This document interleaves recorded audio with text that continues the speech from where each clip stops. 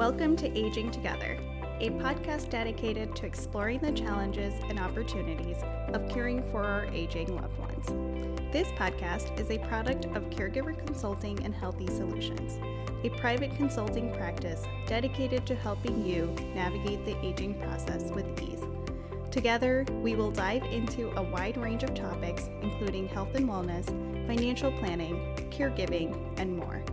This podcast is for everyone, whether you are an older adult looking to age in place, a caregiver seeking support and guidance, a young or middle-aged adult planning for the future, or simply someone interested in learning more about the aging process.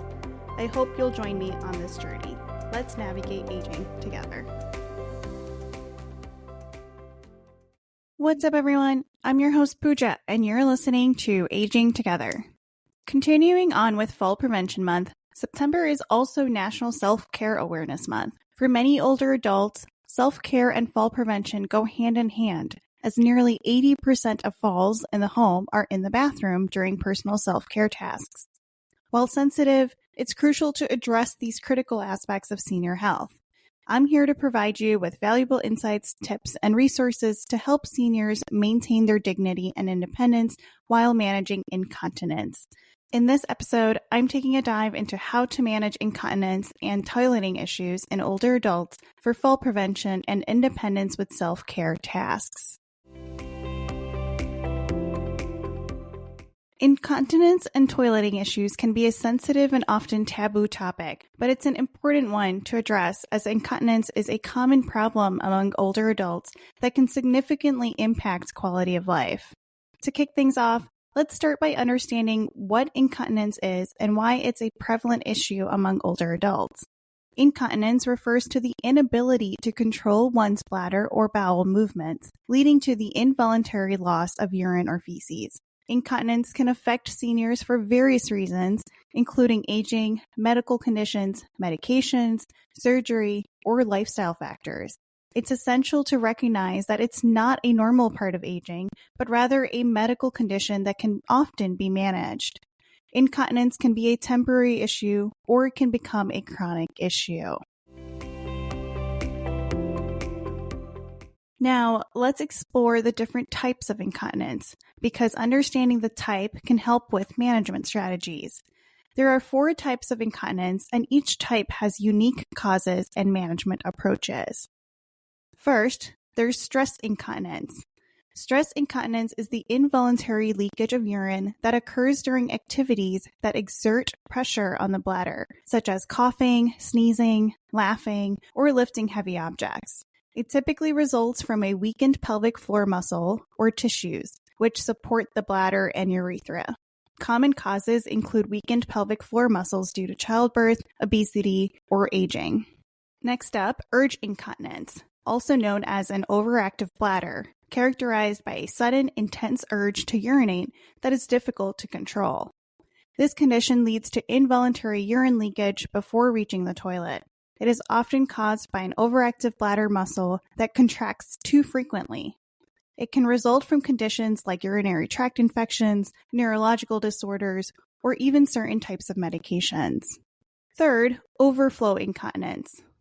Overflow incontinence occurs when the bladder doesn't empty properly during urination, leading to constant dribbling or leakage. It often results from an obstruction or blockage that prevents the bladder from fully emptying, or it can be caused by a weak bladder contractions. It can be caused by conditions like an enlarged prostate in men, or urinary retention, or nerve damage. And finally, functional incontinence. This is a type of incontinence that is not directly related to problems with the urinary system. Instead, it is primarily caused by physical or cognitive impairments that make it challenging for an individual to reach the toilet in time, even when they recognize the need to urinate. This can be due to conditions like severe arthritis, dementia, or mobility issues. Once the type of incontinence is identified, what should seniors and their families do next? The first step is to consult a healthcare professional, such as a urologist or geriatrician. Incontinence can be caused by a variety of physical conditions, such as prostate problems in men, bladder or kidney infections, or neurological conditions such as multiple sclerosis or Parkinson's disease. Incontinence can also be a side effect of certain medications, or it can be related to lifestyle factors such as diet and fluid intake. The doctor can assess the underlying causes and recommend appropriate treatments, which might include lifestyle changes, medications, or pelvic floor therapy. Once the underlying cause has been identified, the next step is to develop a plan for managing the incontinence. Before diving into specific management strategies, I want to review some general management approaches that may be recommended. These could include lifestyle changes, environmental modifications, and support for emotional well-being. They may involve the use of assistive devices such as incontinence pads or urinary catheters. In some cases, medication or surgery may be necessary. Pelvic floor therapy may also be recommended, which can be provided by a trained occupational or physical therapy practitioner. Let's dive into lifestyle changes. Now, you may be wondering, what lifestyle changes can seniors make to help manage this condition? Lifestyle changes play a crucial role. Seniors can try maintaining a healthy diet, managing fluid intake, regular pelvic floor exercises, and establishing a toileting schedule. Additionally, it's essential to choose the right incontinence products like absorbent pads or adult diapers to provide comfort and dignity. Toilet training is a normal part of childhood development, but as we age, it's natural to experience changes in the muscles and nerves that control urination and bowel movements. These changes can lead to incontinence, which can be frustrating and embarrassing for older adults. It's important to recognize that incontinence is a common problem and that there are strategies for managing it. Moving on to environmental support, it's important to address any associated toileting issues. Creating a safe and comfortable environment is equally important. What modifications can families make to their homes to assist seniors with incontinence? Simple changes like installing grab bars, raised toilet seats, and non-slip flooring in bathrooms can make a significant difference. Also, keeping a well-lit path to the bathroom at night can help prevent accidents.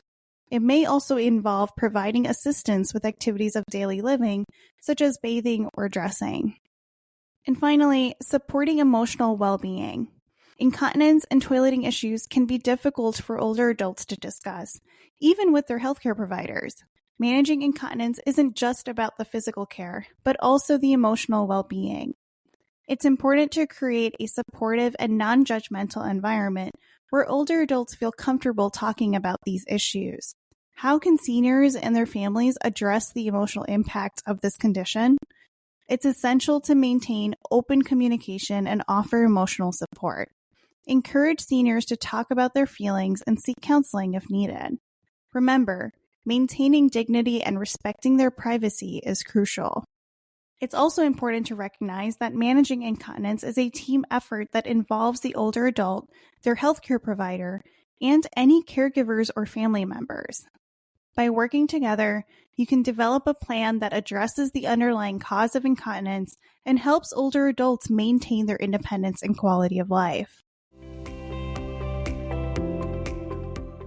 Now that we've reviewed general strategies, let's dive into some more specific management strategies that may be recommended based on the type of incontinence one is experiencing. Remember, it's important to address this with a doctor to ensure accurate diagnosis and appropriate treatment options. First up, stress incontinence. Specifically for stress incontinence, the following 3 specific management strategies may be recommended.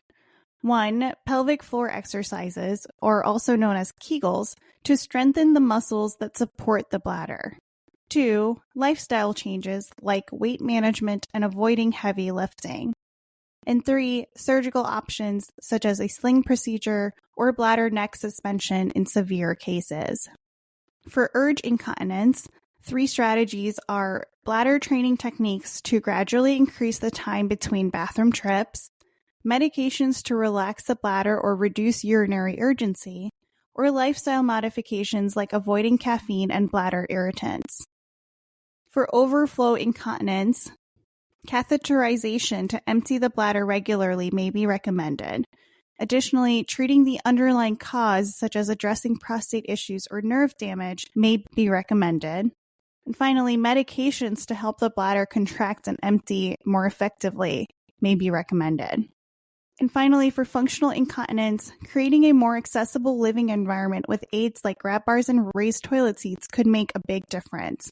Additionally, caregiver assistance and supervision may be recommended, as well as behavioral strategies to prompt regular toileting, especially for individuals with cognitive impairments. Once again, it's crucial to emphasize that a healthcare professional, such as a urologist or geriatrician, should be consulted to determine the specific type of incontinence and the most appropriate management approach for each individual. Tailoring the treatment plan to the underlying causes and the person's unique needs is essential for effective management. In conclusion, incontinence and toileting issues are common problems among older adults that can significantly impact their quality of life. By identifying the underlying cause and developing a plan for management, we can help older adults maintain their independence and dignity. It's important to create a supportive and non-judgmental environment where older adults feel comfortable discussing these sensitive issues and to recognize that managing incontinence is a team effort. As reviewed, there are specific management strategies providers may recommend depending on the type of incontinence. Therefore, proper diagnosis and personalized management plans are essential for addressing these different types of incontinence effectively. As always, early detection is key to early intervention, which can significantly impact the older adult's overall quality of life. At Caregiver Consulting and Healthy Solutions, we are dedicated to helping you navigate aging together. Thanks for tuning in, and I'll see you next time.